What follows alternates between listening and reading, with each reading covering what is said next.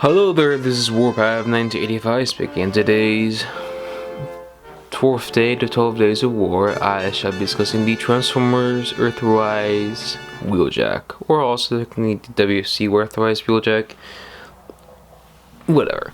It's just the Earthrise Wheeljack. So, this may let shorter than the other reviews, because obviously it's just a singular character, not multiple characters as before. However, I'd like to mention that once again, as mentioned and talked about, etc., in previous days, I shall mainly be talking about the history of G1 Wheeljack and G1 adjacent Wheeljacks, not like Prime Wheeljack, Cyberworld Wheeljack, Cyberverse Wheeljack, and Earthspark Wheeljack, who are, yes, technically all exactly the same, relatively speaking. They're all obviously very different characters. However, all of them are also very southern coded, that I should describe it, instead of the more Boston coded version seen in G1. And these are those Boston, Jersey, whatever. But generally speaking, G1 Wheeljack was obviously first seen in episode 1 of season 1, would pretty much be a recurring character throughout both seasons 1 and 2. So we're meant to premiere as well in other universes like Marvel Comics, etc. Also important, technically from character in a sense, even though they weren't really that much of a big player in the comic books. But generally they're used pretty, or Mars Wheeljack was used a lot in most of those pieces of media. He would unfortunately die off screen technically. You mostly see like his corpse in Transformers in the movie. However, he would mysteriously come back in Headmasters to be explained that this is a alternate universe version of Wheeljack until the actual real life Wheeljack, which I believe would come back. I might be incorrect by that, but again, Japanese continuity is very, very confusing. Like Scratch, also known as Skyquake, being both the same character, also not really the same character. You're the Swissy Possession story. Once again, confusing. However, similar to that with Prowl, which I believe will come back alive, online, etc. Similar to Ironhide and Chrome, not Ironhide, but Ratchet and stuff. So yeah, a similar situation happened in the manga. However, for toys, Wheeljack will receive many toys, both of his G1 version and other versions as well, but primarily his G1 version received a lot of toys. I believe we did get like a few issues before the mold was when she lost, unfortunately. It was like the European version that got the last final issue, and then it was just lost completely. And then we will get like various other versions throughout the years, with the most popular version for years until the Earthrise version came out, kind of someone completely like replaced it in a sense. Even though a lot of people still consider it the best version, which would be the classics as Henkei Wheeljacks.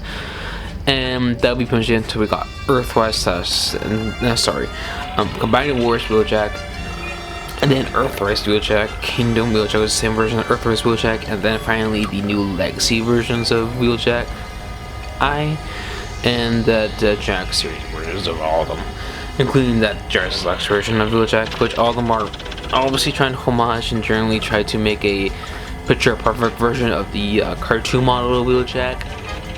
However, all of them taking various different, kind of design philosophies to try to achieve that. Obviously, with the Earthrise Wheeljack and originally the Genesis Lex version, is more or less a mix of toy and cartoon. However, with the Legacy United versions of Wheeljack, or Origins Wheeljack, the episode 1 version of Wheeljack, where obviously he had a Cyber Training mode. So once again, that's pretty much it for Wheeljack. And I'll be doing a small comparison with Origins Wheeljack with the Earthrise version. And as you can see, the Origins Wheeljack is slightly larger than the Earthrise version. However, obviously that's just due to because he's a Voyager, and adds on to the fact his massive amount of kibble and other bits and pieces, making him just generally a much bigger figure overall. And I won't be doing any sort of a technically massive comparison with the other Dinobots, because yes, Wheeljack did play a hand, including Ratchet, mind you, play a hand in creating Wheeljack with the Dinobots, but that'll be too much for a small review. So here's Grimlock with Wheeljack as a small little, I guess, representation of his hand in creating the most popular second generation Autobot teams, technically. Those featured early, particularly a little much later in season 1. That's our daily just Transformers teams in general. So when it comes to the figure of Earthrise Wheeljack, he has pretty much the same articulation as most Earthrise figures. However, similar to all of them, it's somewhat like hampered in a weird way. But like I mentioned something before I talk about the articulation of the figure, also is that Wheeljack's general mold and test engineering would be shared with other figures as well. Primarily being Sunstreaker and the Battle Chargers released in Earthrise. Generally, the two are drastically a lot more different when it comes to engineering and just physically very different in comparison to Wheeljack. But obviously, you can tell if you do have those figures, they do share like some elements here and there. Even though, yes, the Battle Chargers are significantly a lot more different. They do share like some engineering motifs with the waist transformation, but generally, that's mostly for that. When it comes to weird engineering, sharing, etc. But comes to the figure's articulation, Wheeljack has pretty much the same articulation as most other Earthrise figures.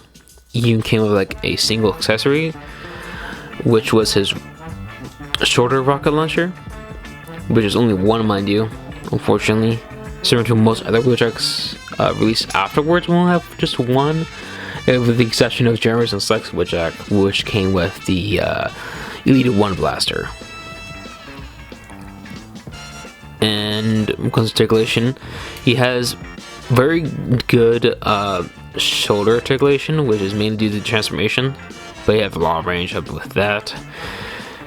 A bicep cut, a decent elbow bend, wrist rotation, waist rotation, a nicely articulated head, which is like on a panel, which means you can get a lot more down if you untransform it, like a little bit, a lot more up. It has a decent kick both forward and back, a nice knee bend, very good split, and because transformation has very good ankle articulation, you get a lot of range with it. But overall, that's pretty much it for Wheeljack's articulation. You can articulate the wings also, articulate the back panels, which once again, the camera's like not focusing very well. I don't know if that's autofocus. Oh well. Alright, so for Earthrise Wheeljack's transformation, it's actually relatively very simple. So, what I'm going to do first is just flip this chest outwards. Just open up like so. Put head in, bend these inwards, push these, connect them together as well.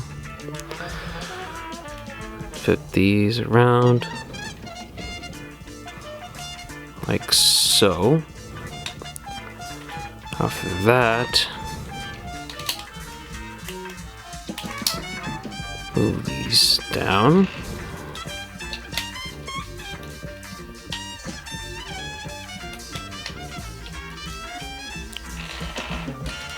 Together, and then you just put this over top and just connect these sides together, maybe like sort of angle like that. And finally, you just put the little rocket launcher on top, and there you go. There is Wheeljack and his little off-brand Lancia Stratos mode, because unlike the Masterpiece figure, the Hasbro and Takara didn't get the license to make a Lancia Stratos official one mode for Wheeljack, Earthrise Wheeljack in particular. So that's kind of unfortunate, but generally it does get the idea across that this is supposed to be like a Lancia Stratos, which is pretty cool. And also, the fun part is that it does also homage mainly just the design philosophy from the G1 figure rather than the cartoon model. like most other Wheeljacks recently released. Which is why it's a lot more intricate in his design, and also has a much more sponsors and etc. Which is pretty cool.